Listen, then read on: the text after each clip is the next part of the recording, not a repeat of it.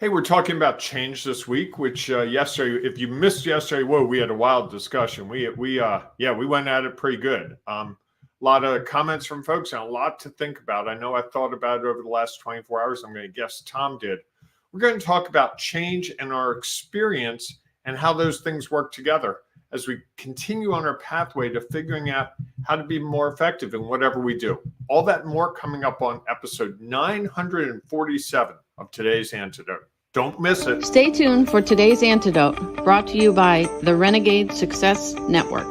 Today's Antidote provides an opportunity for business owners and leaders to discover what is real for them and to be impacted by what is real for others. That is the Renegade way. Let's get real. We all face challenges and get stuck occasionally and are looking for an antidote.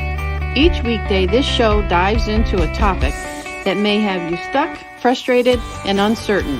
Our goal is to share our value in an effort to help you find that one thing, the antidote to your challenges, so that you can get results and make more money. And now, Renegades, we bring you Bob Graham and Tom Brush. How are you? I'm well, thanks. How are you doing? Good. Sorry about your Bills last night. I can't control any of it. I can just sit and be a fan. If you could, you would, right? If I could, I would. All I can do is be supportive. That's what, the challenge for me is listening to all the knuckleheads around me who think they're experts and know everything. And rather Did I come off that way in my comments earlier? No, more social media and whatever. People who want, everything's horrible. Everything's falling apart. It's Josh Allen's fault. It's the coach's fault. It's the blah, blah, blah, blah, blah. And some guy even said it has gotten worse than the drought years when the Bills went like 20 years without making the playoffs. He said that on Twitter, and I wrote back and said, you clearly don't remember the drought years the way I did. Or I do. So it's a game. The other team tries, and sometimes things don't go the way we planned.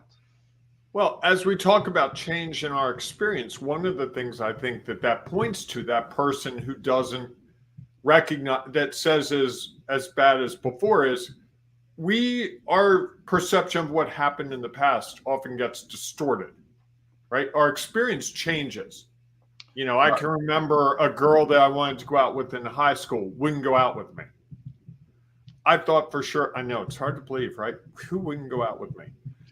She didn't go out with me, and I thought my life was over.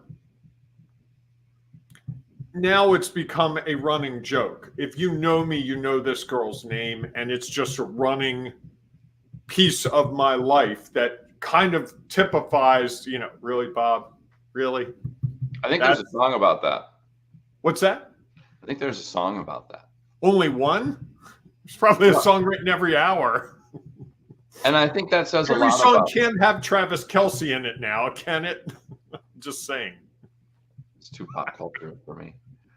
I think the challenge is... And he made it all the way to Argentina. How does Travis Kelce get to Argentina to watch Taylor Swift sing? He hops on a plane. Doesn't he have a job? They're off this week. It's their bye week. Oh, okay.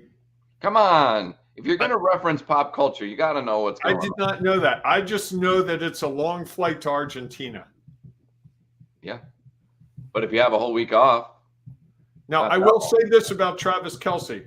The clothes he wears, when he goes to Argentina in them, they fit much more clearly my picture of what Argentinian clothing looks like at Carnival and those things than when he wears it after the game in the U.S. He won't be so popular if he plays poorly in their next game. Oh, you're so wrong. Travis Kelce is he's going to be popular for as long as he's with Taylor Swift. It doesn't matter whether he plays football. He could sit on the sidelines and read the newspaper. If Taylor Swift is up in the stands cheering, that's the appeal. For all the Swifties. People who don't pay attention to football? Exactly. Okay. And I bet NASCAR's going, why didn't we get Taylor Swift? Or hockey. Hockey would like it. I guess. Give it time. Fair enough. Fair enough. So as we talk about change and think about the experience that we had, I'll go with it. We saw Taylor Swift as a musician, and yes, she dated different guys: John Mayer, Jake Gyllenhaal. Do I know way too much about? I forget that you are the epitome of a Swiftie. So I do know a lot of her lyrics too. I like her music. And then you have the experience. Then you have the experience of Travis Kelce, who I've been told by someone near and dear to me is adorable. And this person watched his podcast with his brother. He's just so adorable. Clearly not a football fan. Football fan, but not really aware of him to that level. I think probably knew him as a player, knew he was on the Chiefs, but didn't know him. He's behind a helmet. Right. So now we have this change, right? Our experience has changed. Our experience with Taylor Swift was different. Now she's at football games. She's up in the stands with Travis Kelce's mother, his father, all these great people. And we have Travis Kelce, who's going to concerts in Argentina. And then we have the experience, the change with Taylor Swift, where she changes the lyric and works in the Chiefs football player. And these are momentary changes. Now, I'm going to go out on a limb here, Tom, and say in 10 years, no one's going to think about this at all. Or they may think differently of it. If they get married and have little tay-tays, that would be, could happen. Okay. Can you imagine the world if Taylor Swift got pregnant? The watch, it's 8 months, 3 weeks, 12 hours, and 7 minutes. I can see the ticker at the bottom of the TV. Someone outside the hospital. Yeah, I guess I just don't get the whole appeal. Sorry. Well, I think we live in a world where we want to emulate those people, and that they first of all, the media puts them in front of us. You can't watch a football game with Travis Kelce if Taylor Swift's there without seeing Taylor Swift there. Okay. You can't go to a Taylor Swift concert without Travis Kelce. If he's there, I mean, there was footage all over the place. All my social media. I'm not even that big. I don't follow Taylor Swift that closely on social media, and it was in front of me. Okay. And it's also a nice little story about two star-crossed lovers, to use Taylor Swift's lyric. What? It's from Love Story. Which era is that? The Taylor Swift people are like, I love this guy. He's awesome. Keep going. Which era is that song from? Let me think. That would be the 1989 album, maybe? Isn't that what her tour is all about? All these different eras of her life? Yeah. Yeah, she has different albums, different aspects of her life. Sure. Yeah, Okay. So, but anyway, our perception of Taylor Swift has changed over the time of her career. The experience we've had with her, she was a gospel singer, country singer, did country song. Now she's moved to pop culture. With that change, our experience with Taylor Swift changes. Her dress has changed over the course of that time frame. You need only look at a little footage of her concerts to see that she is, all right, I'll do it. Got to put this comment. Bob does it for the ladies, LOL. There you go. Yes. Thank you, Stephen. If only. I only need to. Moving onward. Okay. And I'm remiss. I forgot yesterday. I totally forgot something I should have. My girlfriend's birthday was Sunday. So happy birthday 2 days late to Jen. We had a lovely celebration. We had a really good time. A lot of adjectives in there. Sorry. I think it's hard to talk about a person that you care about without adjectives. Yeah, I guess. I mean, happy birthday is an adjective, right? you wait until your birthday. Oh, I can't wait. Yeah, I threw the gauntlet down. You're going to be in trouble. I picture you getting like 20 people to say into the camera, birthday, birthday, birthday, birthday, birthday. That'd be funny. If you don't know what we're talking about, go back to episode 946. Yes. As we talk about change in our experiences, I think our experiences don't change. How we look at our experiences change dramatically. Correct. And I think that shift, given time, it's like What's I that? say, with time, results or how we view our experience changes. I think they soften first and foremost.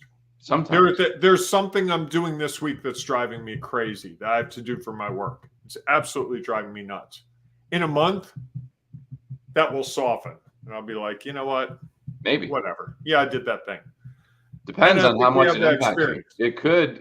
It could also, depending on the situations you're in, it could exacerbate it if people bring it up and you remember how much you were struggling with it in the moment. I think that's one of the challenges, is that we never really remember our experiences as they were. I think they change depending on the situation that you're around. Like, you have something that didn't go the way you wanted it to go, and you're frustrated by it at the moment, just frustrated. Then as time goes by and there starts to be additional things that keep bringing it back up, and you get more and more frustrated by it, that can happen. I think, one of the challenges, you talked about my team, the Bills, earlier.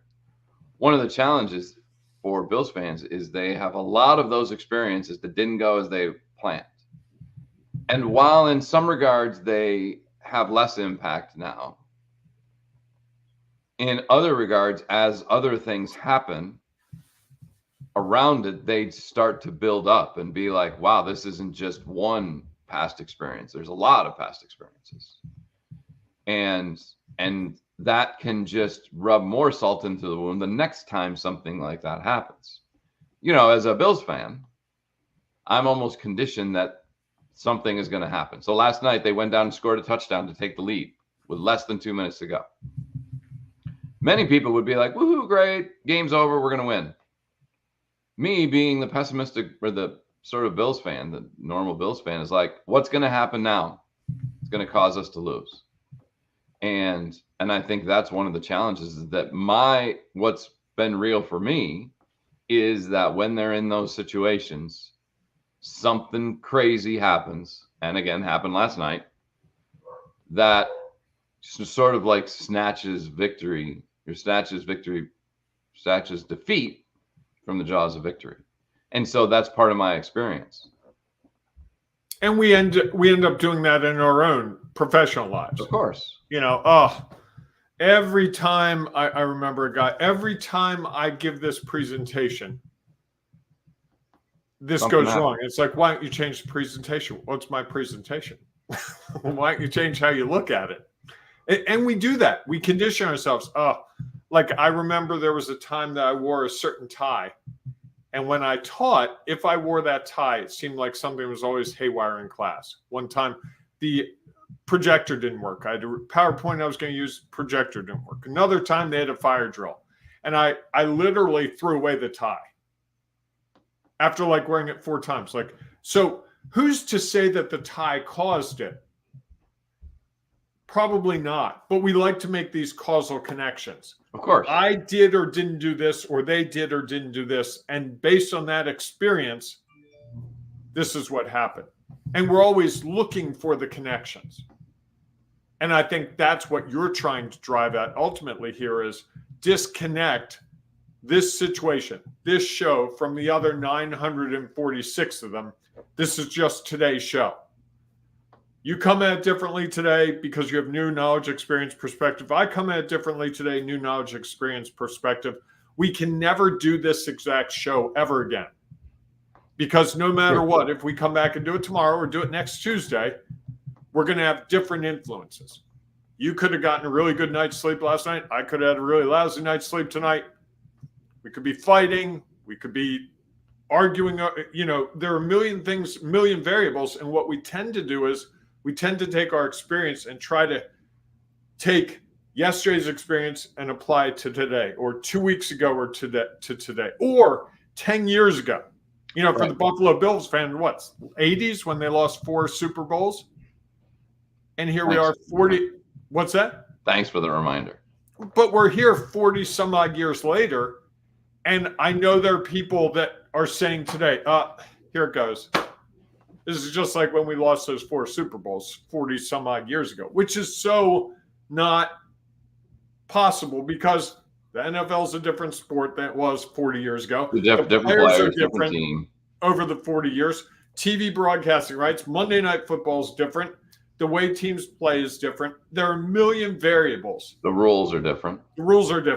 And we try to conflate those two into one experience. And usually we tend to think of it in either the most negative light possible or the most positive light possible. Oh, it was so great when the team won the Super Bowl. 2012, when the Ravens won the Super Bowl, it was the greatest thing in the world. Okay. I don't think it was the greatest thing in the world. I see we have some comments. Michael says, we changed because we learned from the experience, either good or bad, and we adapted to what we experienced. If you don't adapt, you can't get better results. Go ahead, Tom.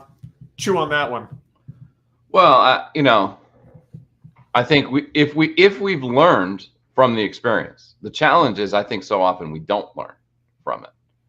That's to me the challenge, is that we just judge it as either good or bad, and not try to understand what went well, what didn't go as planned, and what might happen, what I might do differently. And so then we don't want to adapt. We just go back to like, oh yeah, we can't change because I just remember it as this. Or I want to remember it as this. Right.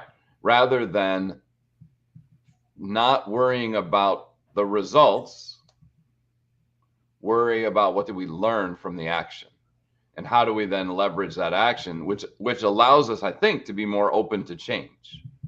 If we understand that with everything, there's an opportunity to learn something, and we're focused on the learning rather than focused on the result that sometimes we can't control, most times we can't control, then we have the opportunity to be open to change. And I think so many people are so bogged down in the result or how they judge the result that they struggle to find a way to be open to learning, which means they're likely not willing to change. Well, I think that's the wisdom that we acquire when we're older, is the ability to step back and learn and draw from experiences. I think about the people I respected when I was in my 20s and 30s. They could take a situation and say, you know what, Bob, it's not the end of the world. This will pass, and you settle over time. And now I see myself as older and looking at some of the younger people I interact with in my life and going, it's not the biggest deal in the world. Or you're able to connect the experiences and the learning in profound ways. I see Kelly's with us.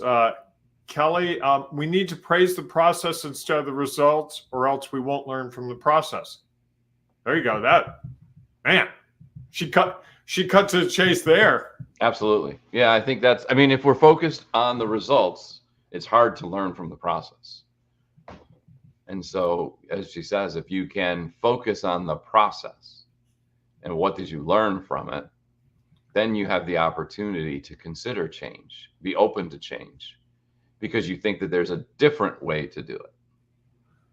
Thank you, Kelly, for clarifying, for making that so crystal clear. I love the simplicity of her statement. Stephen says, good job, Kelly. There you go. So tracking with you. So do you have your one thing, Tom?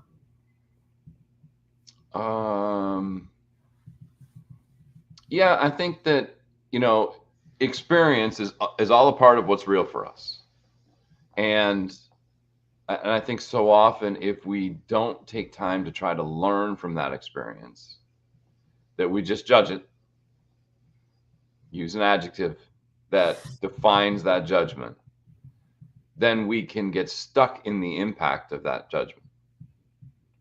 And so often, I think, as we talked about, that what we'll talk about on Thursday, our perspective of that result will change. And the results themselves could change, but typically it's how we see the results that changes, because we've had the opportunity to experience it. And it doesn't necessarily have any impact if we're able to let go and change, consider change, rather than be stuck in judgment. Then future events we won't be as concerned about future events, because we aren't just basing everything on, well, I've been in this situation before and this is what happened, so I'm sure that's going to happen again. It's kind of like the funny part about superstitions, right? You know, I used to think that if I packed my gym bag in a certain way before a game in high school, that would have an impact on, and if I always wore these socks, that would have an impact on the outcome of the game. I mean, maybe if my feet weren't comfortable, if the socks made my feet more comfortable, maybe that would happen.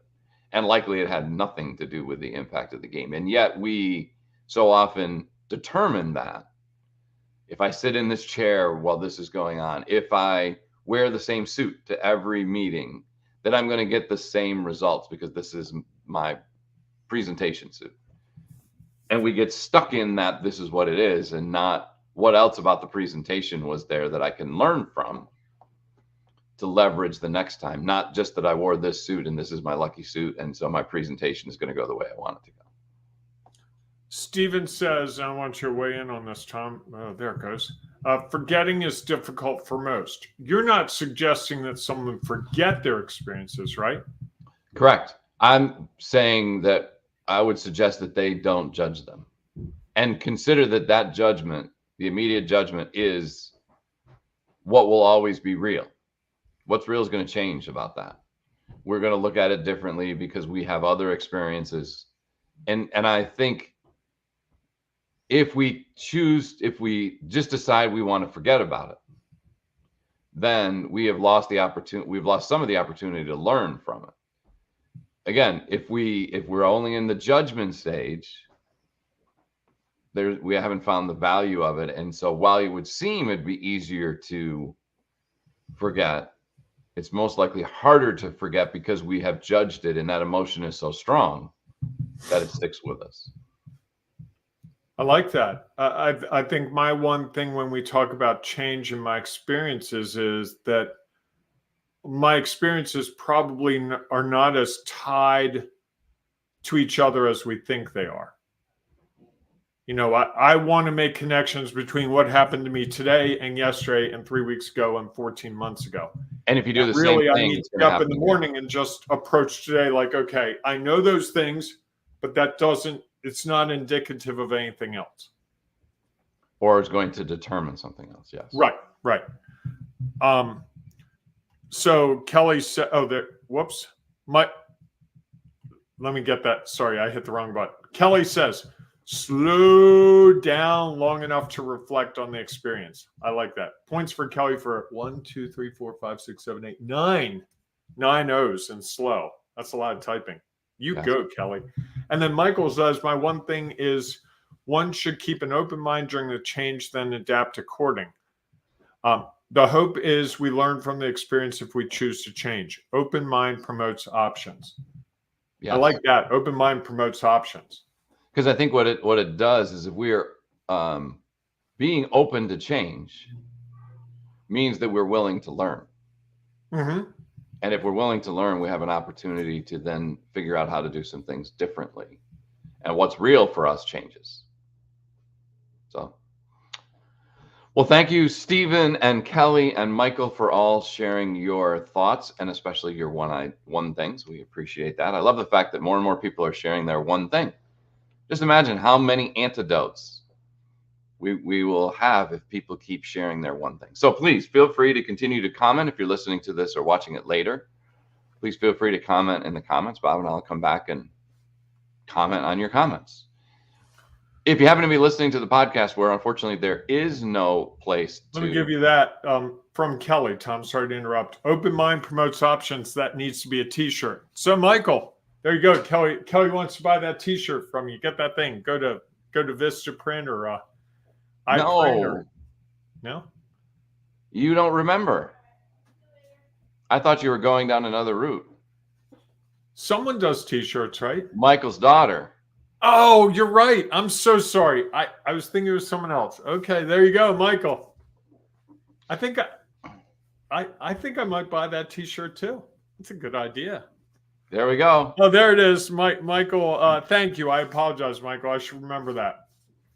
rinscreations.com. RINS creations with K.com. There you go. I love self-promotion. Thank you, Michael, for sharing that. That's what it's all about, sharing your value. So if you're listening to the podcast and there is no place to comment, we're sorry. Bob was working on that for a while, and I think he's given up. So now you can join us in our Sculpt Your Business from Chaos and Confusion to Confidence and Control Facebook group, where you can share your one thing there or any other thoughts or ideas that you would like to share. Because remember, you have lots of value to share, and it could really be beneficial to someone you've never even met. So we hope that you will join us there while you share your thoughts and ideas and gain from the thoughts and ideas shared by others. If not, remember, we're off on Wednesdays. So we won't be here tomorrow morning. We will be back Thursday morning, 7 a.m.-ish Eastern time for our next episode of today's Antidote. Hey, whatever you do, wherever you go, Socks and I say, embrace the renegading you. For those of you watching or listening to the podcast, Socks is my cat, and he's up here, right? Say hi. Nothing. Okay. Embrace the renegading you. It's so worth it. All right, everyone. Cat approved. Go out and enjoy your day. We will see you soon.